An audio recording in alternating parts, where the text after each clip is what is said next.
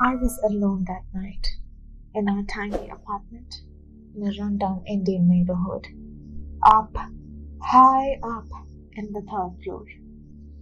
It was always cold in the passage leading up to our flat. However sunny the day might be, even strangers hurried up the stairs when they came. It was a nasty feeling, a feeling of being watched and followed by someone or something. I would be relieved only after I hurry inside and bolt the door. But for the past few days, I noticed that the cold came inside the house too, and I did not like it. Exhausted after a day's work, I rested on the couch in the hall.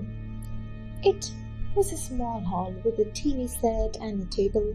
The main door was sturdy wood, and I kept it locked firmly until my husband came home. He ran his own shop, but since we moved here, it seemed to be running into unexpected losses. So he worked extra shifts and came home late every day. A mild breeze blew about, a fragrance, a lullaby.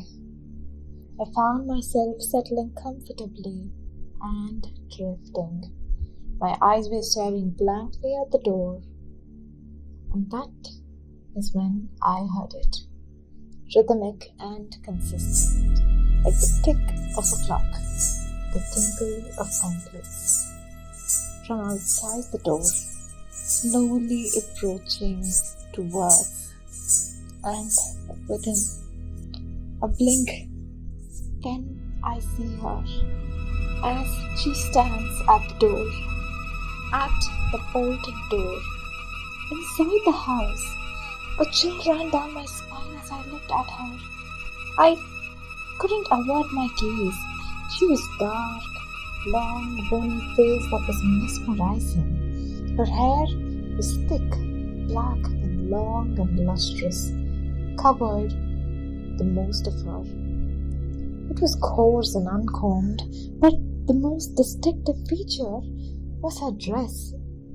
She was wearing an intense red sari, battered at the edges, sticking to her, and she was approaching me, slow and slick. I couldn't move. My legs froze and my hands weighed a ton. She kept coming, reaching closer until the stringent scent of rotting jasmine hit my nostrils, mingled with something else. Is it blood? I start sweating. My breath catches, a severe pressure on my chest as she presses close. I gasp. My husband entered.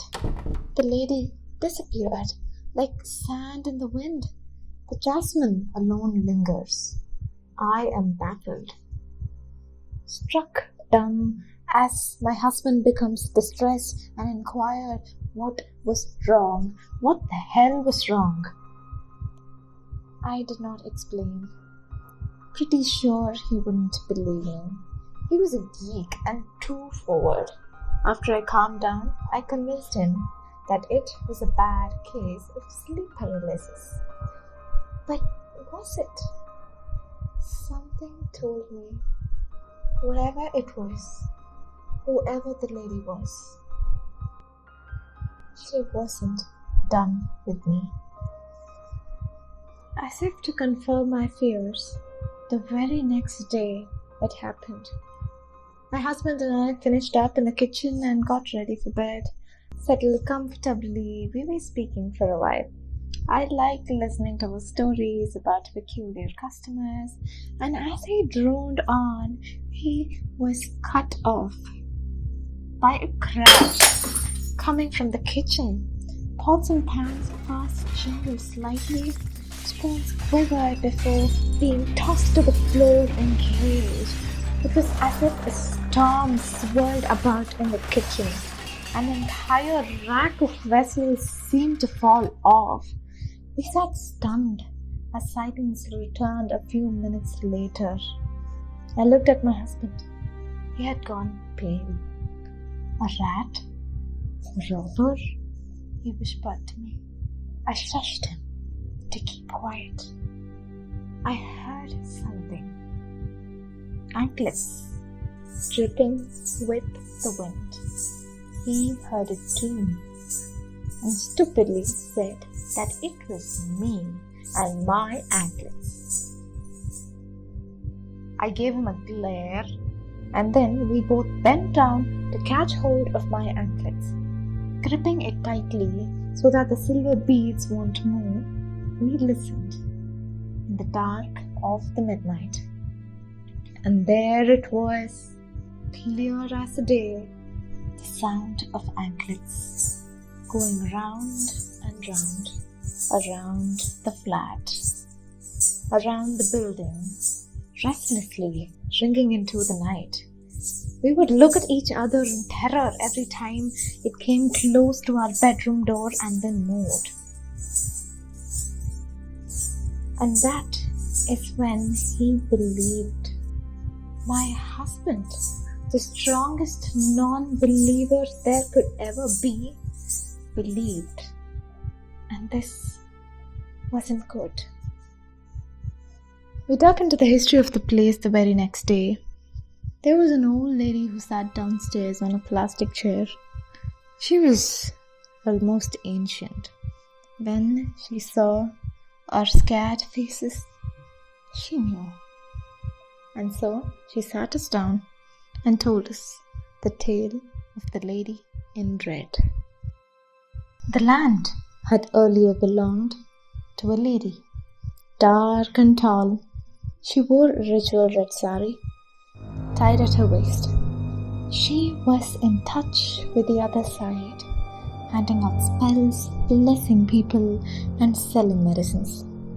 She could gaze into the future and do or undo a person's life. She was powerful. Everybody knew it and stayed away and respected it. But when the flat was built, her hut was torn down. That incurred her anger. She didn't put up a fight, but left quietly. But not before putting a curse on the building. And she left in her angry red sari. No one saw her after that. It seemed like she had disappeared into the thin air. People erected a small memorial to pay respects to her, and it still stood, a pack of incense burning beside it. It was this structure I could see from our third floor window. It was grey and formidable, rising tall into the sky, a red cloth flapping in the wind. I silently prayed, begging her to let us be, and that we meant no harm. I was very sincere when I made that plea. That night, I had the strangest dream. There appeared to be a storm. Lightning cut and I was back at the hall, near the very same window, the same red fabric flapped at the memorial, but closer. And that is when I heard her. It was raspy, and it made my bones shiver. "Are you a queen?" the voice asked. I don't remember what I stuttered pathetically in reply. "Can't you walk out here and come to me? You disrespect me by simply muttering from your window. Pathetic fool! Think you're above me?" There was a long rasp that I made out to be laughter, and then a clap of thunder. The pots were rolling in the kitchen. The uncles walked around, and it was raining outside. I rushed to the memorial the very next day, paid my respects, strung jasmine on thread, and hung it there. And when I came home, it seemed to be a bit warmer within. A sense of satisfaction was in the air, as if the strange presence was pleased. My husband was relieved, and so was I. We still heard noises in the middle of the night, but it wasn't as violent as before. Nevertheless, we moved to a new house, most importantly, to the one that wasn't built on cursed grounds. I still hear stories about tenants that lived there on the third floor. Not one of them left sane. Their fortunes were slashed. There were stories of life-changing accidents and injuries. Nothing went well there. No one left happy. On my part, all that I can say is that I'm relieved we left the house when we did.